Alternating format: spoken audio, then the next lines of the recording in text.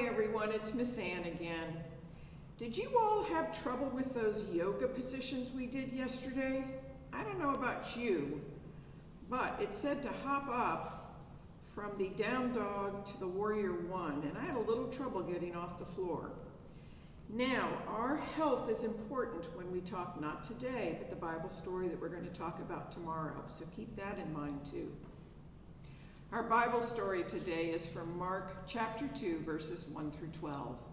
And this is called Friends Bring Their Friend on a Mat to Jesus.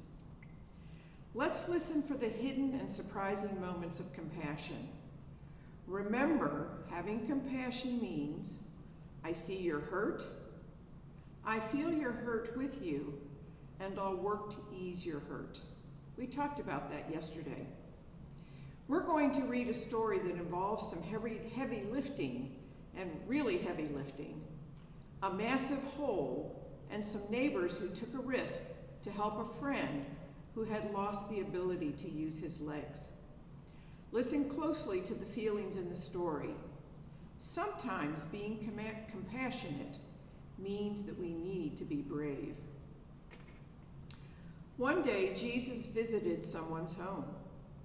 Everyone heard he was there, and they were so excited to see him because they had heard that he healed and helped people to be a part of their communities again.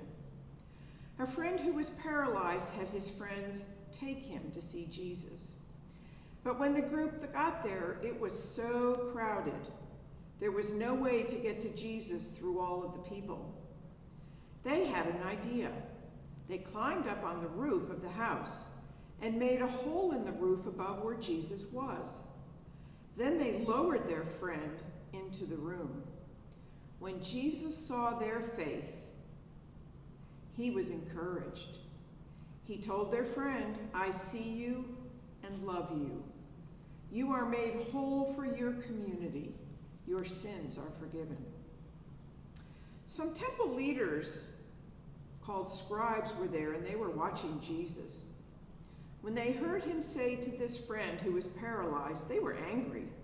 They thought to themselves, who does Jesus think he is? Only God can say these things. Jesus could tell the scribes disagreed with him, so he said to them, I know what you are thinking now, but what is easier, to say, I see and love you, or say, get up and walk?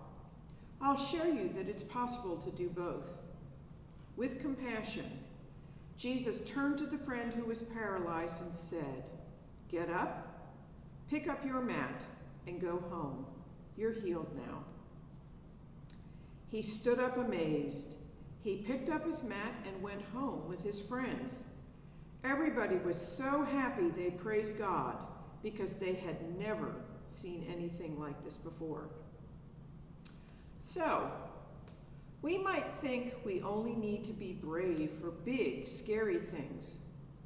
We might think being brave is only for superheroes. But whether it's for a friend or a stranger, a family member or a neighbor, or even for ourselves, compassion helps us to be brave. Sometimes being brave means being like the friends by showing up for someone, helping carry their burdens, helping them get where they need to be, and standing with them. Sometimes being brave means being like the friend who was paralyzed by sharing your own story and asking for what you need. And sometimes being brave means being like Jesus by fully seeing and accepting a person.